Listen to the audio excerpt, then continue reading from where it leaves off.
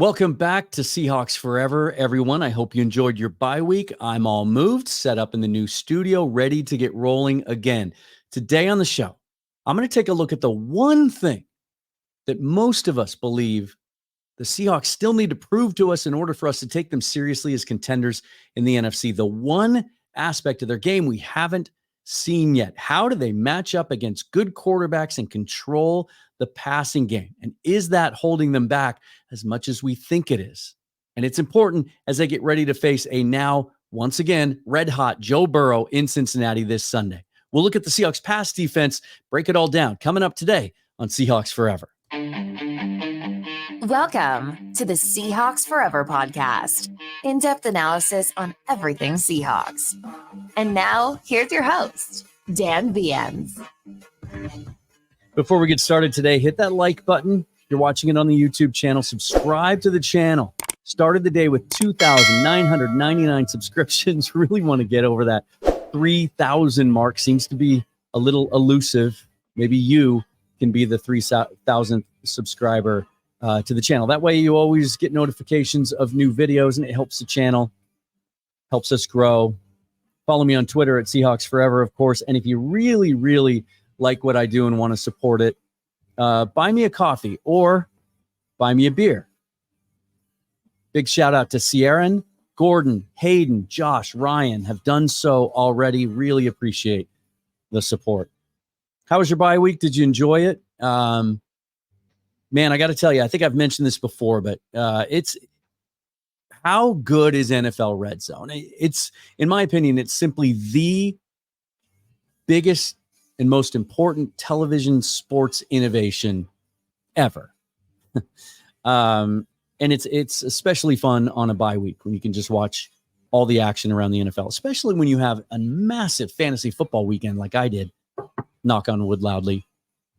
Because I don't want to jinx myself. But it just seemed like every time they switched to a new game, one of my guys was scoring. I play in 2 live leagues, have for a long time. And one league that I've helped form 10 years ago, my team scored 280 fantasy points. That's what happens when you have DJ Moore and Jamar Chase. We're going to talk about Jamar Chase today. Of course, as the Seahawks get set to resume action against the Bengals, we anxiously await injury reports. That's going to be key. Who are the Seahawks going to have available for them this week against the Bengals? But we have seen some growth, and we have seen a progression through the first 4 weeks. We certainly feel good about where the run defense is now compared to the last 2 years, and it looks sustainable and legitimate. They're taking the ball away, making impact plays on defense. That's obviously a good thing, something we haven't seen that much of the last couple of years. But they seem vulnerable in the passing game, right? If you take a look at their first 4 weeks, of course, week 1, Matthew Stafford carved the Seahawks up with those intermediate in-breaking routes, 334 total yards, 24 out of 38, although he didn't get the ball in the end zone. The next week against Andy Dalton, week 2 against Andy Dalton, 34 out of 58 for 361 yards, 2 touchdowns. Jared Goff, 28 out of 35 for 323, 3 touchdowns and a pick. And then Daniel Jones last week, say what you will about him, but kept him more under control, 27 out of 34 against constant pressure, 203 yards, picked him off twice. It's caused a lot of hand-wringing amongst us and you. But I wonder if it's not as bad as we think it is. Let's break it down a couple of different ways. If you average that out, this is the average box score line for an opposing quarterback through 4 games against the Seahawks. 28 out of 41, 305 yards, essentially a touchdown and a pick.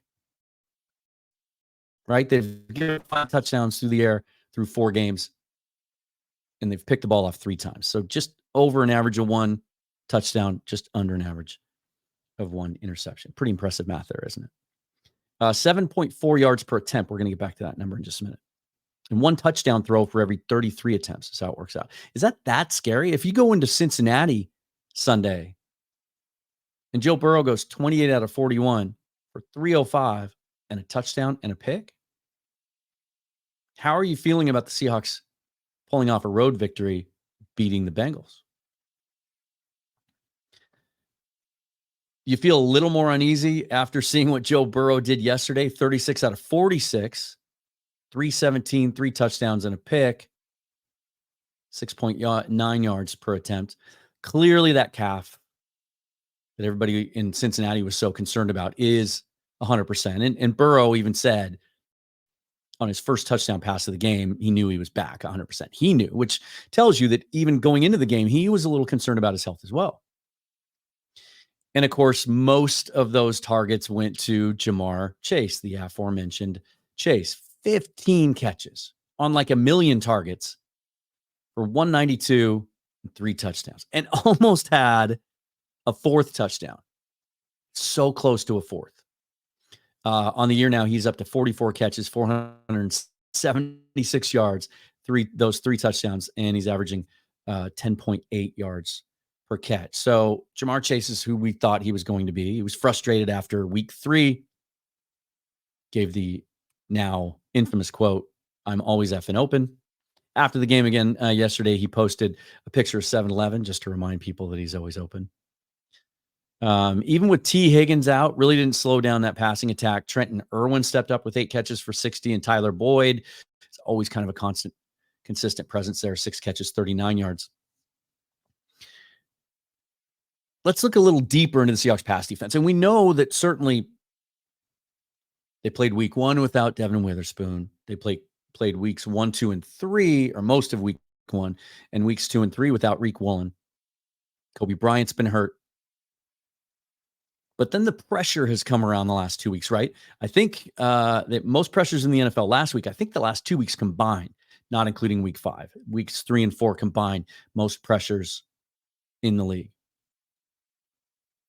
Let's take a look at some of the numbers. Pass rush win rate right now. Seahawks still in that 4th position, winning 56% of their reps, to go along with their run stop win rate of 33%, which is 9th in the league. But I wanted to show you these numbers as well, because if you're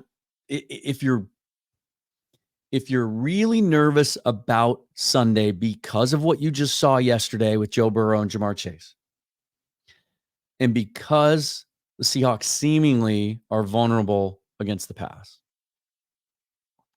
like if you read Twitter, they just can't stop the pass. Anyone can throw against us. Cincinnati was playing the Arizona Cardinals yesterday, and the Cardinals have been much more competitive than we expected them to. Jonathan Gannon with the defensive background. I think the reason they've been surprisingly competitive is because their offense has been pretty good. James Conner before he got hurt yesterday, and Josh Dobbs looks like a legitimate starting quarterback, at least for now. But this is the matchup yesterday. The Cardinals in pass rush win rate, 27th in the league, winning just 34% of their snaps. And their run stopping win rate, they're 31st. So they're a bad defense. Since he got healthy against a bad defense, and they didn't blow the Cardinals out, it was a well-contested game into the second half. Now flip that around against the numbers I just gave you for the Seahawks with their pass rush win rate and run stop win rate. Cincinnati in pass blocking win rate, 31st in the NFL. They're winning just 41% of their pass block snaps. And their run blocking win rate, 27th in the league. They still, despite all the moves and all the resources in the draft and free agency the last couple of years to try to fix that offensive line, it's still a weakness. Still a weakness. Is that something the Seahawks can exploit with their defensive front and the way they're playing? How will they defend the Bengals on Sunday? I've had some conversations online the last couple of days, had numerous suggestions that people are nervous, understandably so, about Chase, And I've had a lot of people speculate that Witherspoon should stick to the outside. We saw him play a lot of this in the slot, in nickel against the Giants. Part of that was because Bryant and Artie Burns are hurt. Certainly was effective. He only played 11 outside snaps. Michael Jackson came in for him in the outside when he moved into nickel, and we saw what he did. Defensive player of the week. He's able to affect the run game more from the interior. He's able to rush the passer in the Seahawks scheme more from the interior. Had 2 sacks, had the pick 6. But here's what I would say to that suggestion. We started to see the second half of last year, we started to see Jamar Chase being used more in the slot himself. In their last 9 games last year, 30% of his snaps came from the slot. So far through week 4, these numbers haven't been updated that I could find through yesterday. Through week 4, 50% of Jamar Chase's snaps have come from the slot. Literally half. Does that make you rethink things? If Devin Witherspoon is the guy that you want guarding Jamar Chase most of the time, and with Chase's build and athleticism, quickness, he's probably a better matchup than Reek Woolen is. Don't know if T. Higgins is going to be healthy to play, but that would be obviously size-wise and everything else. That'd be, I would think, a little bit better matchup for Reek Woolen. But what do you think of that? Now, we know the Seahawks don't like to travel with corners. They don't like to match up. I'd like to see him play more man against an offense like this.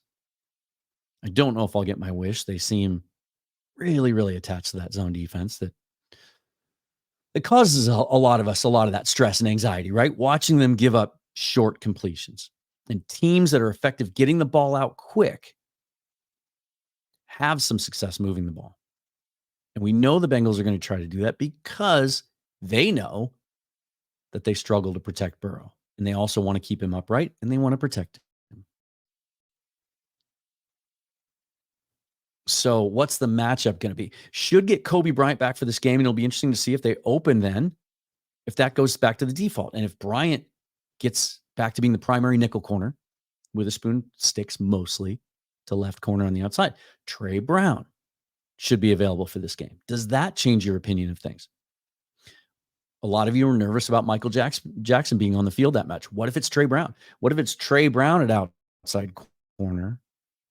Another guy who physically might match up a little bit better against Chase, certainly than Jackson would. How about that combination? I've talked before about, I'm not sure why they've never tried Brown in the slot, because just his build, his explosiveness, his dynamic short area quickness, you would think would be fit for the slot. He's also a guy that's very physical. Why not leave Witherspoon on the outside, play Brown? It's not going to happen now because they haven't repped him there. But it just, in a big picture, I'm just going to keep throwing that out there. Like, I just wonder why they don't do that. But I'm feeling pretty good about this matchup, given all the things that I just talked about, right? We buy into the Seahawks pressure. Jaron Reed should be healthy as well. We dodged a bullet on that injury that took him out of the game against the Giants. It was just a shin contusion. Got leg whipped. He's back, a week off for those guys, and they're all healthy. And then you think about the intangible part of this, right? The subjective part of this. That,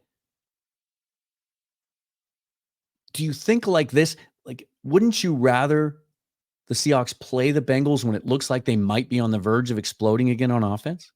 What if they'd gone out and laid another egg? The offense was dysfunctional. Burrow couldn't chase the ball, and that offensive line just failed. It couldn't protect him. The Cardinals beat them even. You just kind of, after what happened in week 1, that second half against the Rams, an experience that Pete Carroll just continues to reference, even on the coach's show after the Giants game. Even without being prompted, he keeps going back to that second half, shaking his head. I can't believe we let that happen. I don't know what happened. It's never going to happen again. Do you feel a little bit better about facing the Bengals now that, I mean, you know, everybody on that Seahawks roster and coaching staff was watching that game yesterday. Even before they did film study, like just having that opportunity to watch the team that you're going to play next week when you're on a bye. Okay. All right. Okay, Joe Burrow, we see you. Okay, Jamar Chase, we see you. And now when they go back on the practice field and they start getting ready for this game, those DBs, that front seven, they know what they're in for. And I'm always one. I talk about this a lot. There are a lot of fans out there who would prefer to play teams when their best players are injured, who would prefer to play teams when they're struggling and they're down. Not me. Let's play you at your best. We're going to go back to the East Coast time zone, play a 10 a.m. game against a team that's been one of the best teams in the AFC the last couple of years. It's one of the best quarterbacks in the league, one of the best quarterback receiver combinations we've seen in quite some time. Be healthy. Get T. Higgins back too. Let's see what this Seahawks team is made of. This game will tell us a lot. I mean, you could say that every week, of course. But we're in a stretch now where we need to try to make some hay, and we can't lose any ground. If we have any aspirations of getting to a point where when November comes around and we finally play the 49ers twice in 3 weeks, can we compete with them and beat them? And regardless right now of whether you think we can or not because of how good the 49ers have looked, and they looked great again last night, some work needs to be done between now and then. And it's in a stretch where you're playing teams like the Commanders and the Browns, teams that have struggled. And so even though it's an interdivisional matchup, this is a big one. And it's big because I think it's a test for everything we've seen so far. Can they put it together? Not even talking about the offense today. That's a different question we'll deal with later in the week. The offense has been inconsistent. Should get healthier this week. Charles Cross should be back. But I have very little doubt that at some point we're going to see the offense play a complete game. We haven't really yet. Detroit game was close. But there have been stops and starts, and they haven't really got all the pieces, all the cylinders firing together at the same time. I have very little doubt that that will happen at some point. And they've been able to win in spite of that. It's the defense.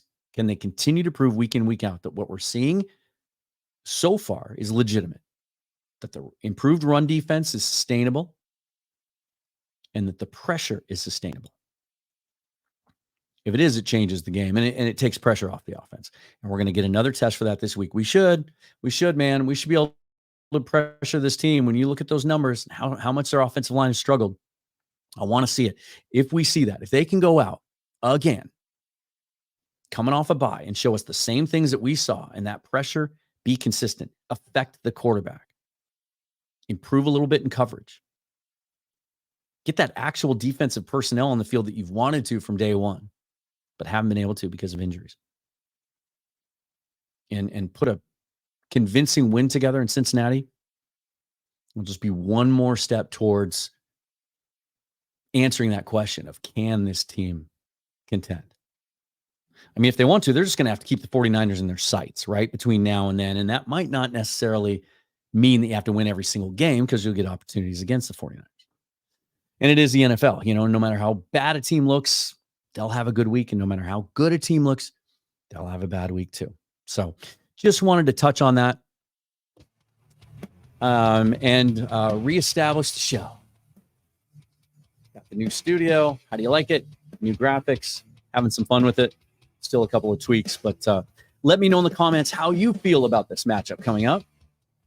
Do you think the Seahawks are in a position where they can slow down Burrow and Chase enough to have a shot to win this week? Tell me what you think in the comments below. Like the video, subscribe to the channel. If you're an audio podcast fan, subscribe to the show on whichever audio platform you prefer. And if you're on Apple Podcasts, leave a review if you really like what I do. I appreciate it greatly. Also, as always, follow me on Twitter at Seahawks Forever. Until next time, we'll see you in a couple of days. I am Dan Viennes. This is Seahawks Forever, forever and always. Go Hawks.